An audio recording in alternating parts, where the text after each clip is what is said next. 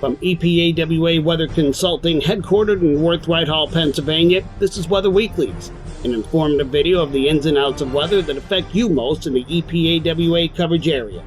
The thoughts and opinions expressed in this video are those of the forecaster alone and may not reflect those of the staff of EPAWA Weather Consulting LLC as a whole, nor its constituents.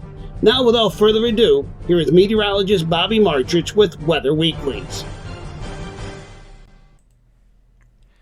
Good Sunday morning to you. Another edition of Weather Weeklies for Sunday, January 29th. It is NFC Championship game day for the Philadelphia Eagles. I would have put a big Eagles logo on here this morning, but I couldn't do that because of copyright infringement issues. So I just used a little Bitmoji guy on there in the opening of the video just to show my support there for the Birds today at 3 o'clock. Should be good weather. It's going to be cloudy, maybe is passing spritz, but that's about it. Should be good from a weather standpoint. Temperatures on the milder side of average certainly today. And we're going to go through the next 5 to 6 weeks here. And the overall pattern remains what it is. It's not that good, and we know that. Okay, so we're going to try to find some windows of opportunity. One is going to be during the first week to 10 days of February, which has been advertised for a while now. I did identify in the long range that we did on Friday, or that I did on Friday, a couple periods in here. Let me get my little pen up here while this loads. I forgot to load this thing. But there is a period that we highlighted for a winter storm signal here. The 4th, 5th time frame is one of them. The other one is the 9th and 10th. Okay, so those are just possibilities for some accumulating snow, but it doesn't mean this is a guarantee on either occasion to hit. This one here is an overrunning event that we're watching for midweek. I'm less impressed with this as time has gone on, and I'll show you that here in a second too. But the big takeaway here is we are going to be below average overall for the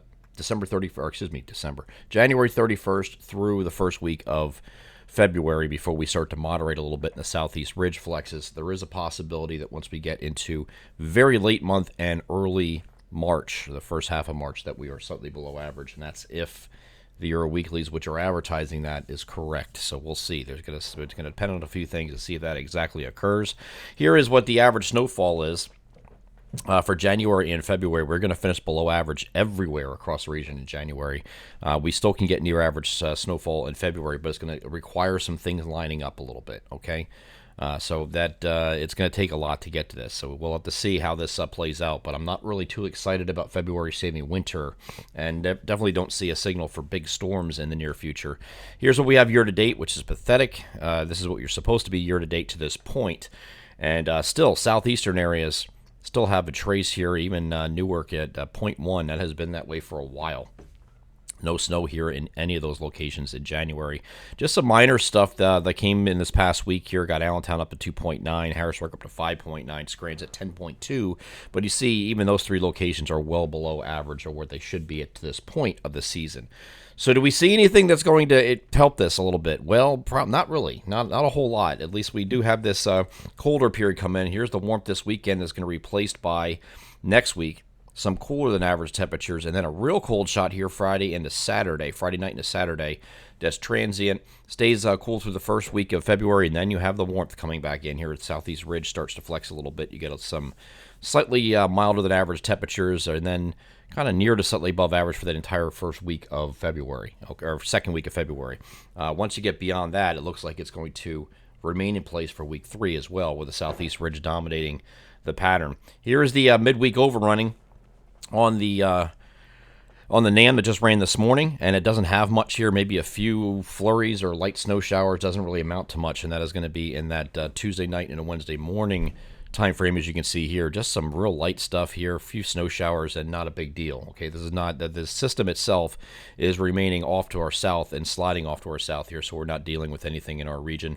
The RGEM that ran this morning, I don't have the new run, because if I waited for it, it would have been a delayed video, and I don't want to delay it with everything going on today. I'm getting prepared for NFC Championship game, right? Everybody else is too. So here's what the RGM did have some light snow and snow showers and some very minor accumulations of snow. So we're not going to give up on this entirely, but I do think it's favoring a miss or a mostly missed, maybe just a few light flurries or snow showers, that kind of thing, not something like this, which will produce an inch or two of snow. So that would be your upside anyway. It's not like it's a lot of snow, but it's something, right? So we'll see how that works out. We have a couple days to look at that. I'll address that in the daily forecast videos that I do every week with a little more detail. As far as storm signals going beyond this is looking at the ensembles. GFS ensemble is letter A here. Letter B is the Canadian ensemble. And letter C is the European ensemble. This is over total snowfall over the next 2 weeks. Now, it's not much, but the point being that all three of these southeastern areas right here have had nothing. Southeast of that line have had absolutely nothing this winter, right? So you have nothing. And it's showing something for all three of those areas over the next 2 weeks. And it's not much, but it's something, right? If you have 0 this year and you end up with 2 inches, that's a win, right? So again, not a big deal here, and there's not a huge signal for a big storm, and I don't see one in this kind of pattern that we're heading into. But there is the opportunity that you could have something that gets you a little bit of snow and get you off the 0 mark in here. And here's I'm going to take a look at Philadelphia here for the storm signals part of it.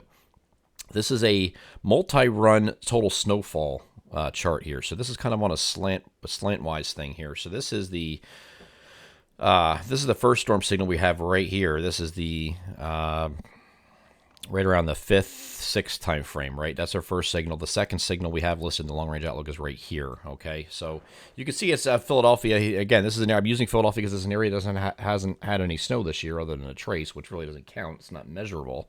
But it does have a couple signals in here where you could have an opportunity for some accumulating snow. Even if it ends up being a slop event, you still have some in there to get you off that 0 mark that you're at right now.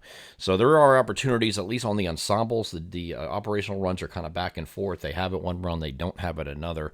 So that's something we're going to be looking at in the next 2 weeks here, because I think after that you're probably not having anything until you get to maybe very late in the month or early March. It's just not a good pattern for that right now. And that window window of opportunity, I was highlighting this, and this is the last week's 2-week temperature periods thing that I use in the video just to show you what Philadelphia was. And it said if something's going to happen, it needs to happen right here. That was in that early February timeframe. Well, it's still there this week. And if something's going to happen, it needs to happen right here, because after that, I don't think the temperatures are going to be as cooperative for any kind of snowfall. It's not like crazy above average in that second week. It's like kind of near to slightly above average during that second week of February, but it's still, for a place like Philadelphia where the climatological highs and lows are higher than most other areas in this region, it's going to be a little bit more difficult to produce here. Can the interior get something that would benefit them? Yes, of course. So we're still going to allow for the first half of February for the interior. If you have something timed right, you can maybe have something like we had before, which is a snow going over to rain deal, or something that's threading the needle in there. It's going to be a little more difficult in week 2. Week 1 will not be as difficult, but it might be too cold to, you might be suppressing storms in here. Look at this one day here. This is Saturday morning at Philadelphia, and it's only going to 32 in Philadelphia, and that's it. It'll be in the 20s in the interior, so this is going to be pretty cold. This is going to be too cold to snow, certainly, in that time frame. But at the bookends meaning the beginning of the period, here's your overrunning possibility right here, maybe. And then you have another one right when you're coming out of it around the 5th, 6th, okay? And then you have another one right on the 10th, 11th here, but this might be more of an interior threat here. Those are your storm signal periods. So if something's going to happen, the best chance for something to happen would be in the first week of February, but you need the storms to cooperate and track right at this point. It's not going to be something that is a slam dunk for snow. But you can keep your fingers crossed. It's not impossible, so we'll see. The Manin-Julian oscillation right now is in phase 3, and phase 3 is an overrunning gradient pattern. I'm going to show you the GFS extended is on the left, the European model is on the right. The GFS extended is kind of on its own with this idea that it takes it into, not that it takes it into phase 4, they all have that, so does the European ensemble, but it continues into phase 5, phase 6, phase 7.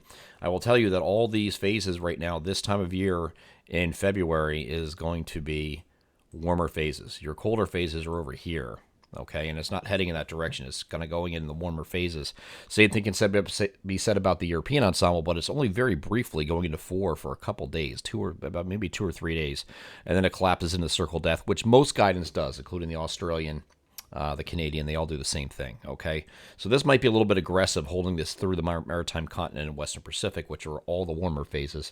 If you were in this kind of configuration, like the GFS extended is suggesting, it's going to be a warm month of February. So it's very possible, but we'll see. Again, but neither are a big storm pattern, all right? So we're going to need something perfectly timed and tracked, especially when you get into week 2. Here is the what it looks like for a phase 3, which is where we're in now, and you have the southeast ridges abated, and you have a colder look across the northern part of the United States. This is going to take effect this week, the first week of February. It's more of an overrunning gradient pattern, but this can become too overwhelming sometimes with the cold, which we're going to see right around Friday night into Saturday morning, where it's going to be pretty cold during that stretch, okay? Very cold, a shock to the system. And then after that, a couple days in phase 4 will allow the warmth to come back in here. Not crazy warmth, but warmth nevertheless. And it's going to start warming up a little bit near to slightly above average for week 2 of February as a result of that transition. If it goes into the circle of death after that, we'll see. Maybe the southeast ridge isn't as exciting as it looked before. GFS extended has that southeast ridge coming back into play, but it's not like really crazy until it gets to late in the month here. It's actually showing a late in the month warm period, but our area here isn't really getting too warm during that stretch, okay? So we start off cold in the month, and then we have a kind of near average or near to slightly above average for a while, and that's it. We go over to the European weeklies. It's even less impressed with this southeast ridge. It has it for a little bit, and it kind of just hangs around near to slightly above average through weeks 2. At the end of the month and then early March, it turns colder on the Euro weekly. So is that a possibility? Yeah, it is, but we're running out of time once we head into March, okay? I know you can still get snow in March. We've had some big storms in March. We had some very memorable historic storms in March. But I wouldn't be banking at this point for something like that to occur to save winter. It would be more of a, man, this thing was perfectly tracked and timed kind of thing and nailed us, and you could get lucky. But right now, the winter is what it is. It's not something that we need to throw the towel in on it yet. I'm not going to do that. But I don't see anything. I'm not looking at this at a very optimistic point of view going forward. It's a very grounded, realistic effect, and that's probably much more of the same. Once you get in the middle of the season, you can kind of reflect on what's happened so far, and you see if the pattern going forward is going to be any different. And I don't really see it being much different. Okay, not as extreme warm as we've seen in January, where some places are going to break all-time records for consecutive days without snowfall. With the latest snowfall that has ever occurred in this region and some of these regions in our southeastern areas. So this is obviously, some areas are like, 6, 7, 8, 9 degrees above average in January. I mean, that's pretty incredible. So you're definitely not getting snow in that kind of pattern. I don't see that happening again in February. However, it's still going to have some warmer periods mixed in there, slightly warmer, nothing crazy. Like I said, in the 2-week periods, just looking through the second week of and this is a Philadelphia, which is a warmer site, it's still showing some above average stuff or near to slightly above average stuff. It's nothing crazy, but again, you're getting these temperatures going up. You started off the period at 41 for an average high.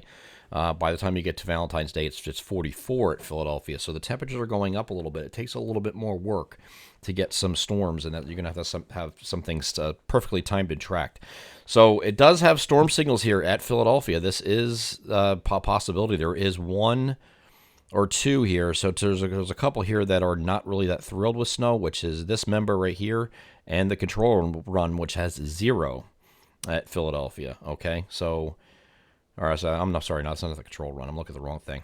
But either way, the whole idea here is that you have some opportunities for snow on most of them. On the majority of these individual members, which there are a total of 50, the majority of them are showing snow across the region. The control run actually does have about a foot of snow between now and March 13th in Philadelphia. We'll see. It's been saying this all winter, and it hasn't produced. Okay, and then if the past is going to predict the present and the future. That would tell you that you're probably not going to see that kind of snowfall. So we'll see. The current ENSO remains, it's still kind of like very similar to what it was last week. But these numbers here, the ONI numbers, needs to be less than 0.5 degrees Celsius. We are on the verge of heading into ENSO neutral. But when we head into ENSO neutral, and I think we might have already after this week, looking at the temperature trends over the last 7 days, it is definitely warmer in this. It has warmed a little bit just since that last report was issued.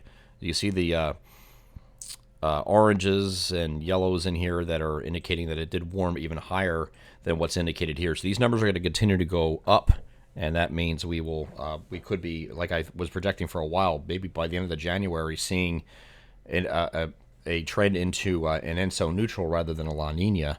And I think we're just about on the edge of that. We're heading into that now.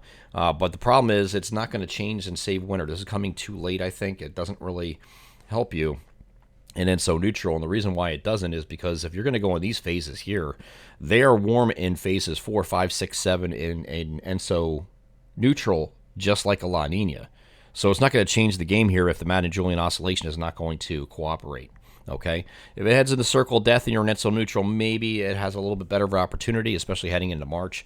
But if the MJO is not going to cooperate, I don't care what phase it's in, it's not going to matter. Okay, so everybody's thinking this is going to save winter, and it can if it's in a favorable phase of the MJO, but there's no indication of that in the near term that this is going to happen. And even if it goes into circle of death, like most other models not named GFS are suggesting, then you have some opportunity here where the tropical forcing doesn't really affect the pattern, and then you're dealing with the background state kind of driving things a little bit. So the CPC, this is the latest projections from January 2023, has it right on that negative 0.5 ONI, which is at the beginning of ENSO neutral, and it's going to continue up from there as we go through the spring and then the summer eventually, where we get actually maybe even getting into a weak La Nina or weak El Nino by the time we get into the summer months. So we'll see how that works out.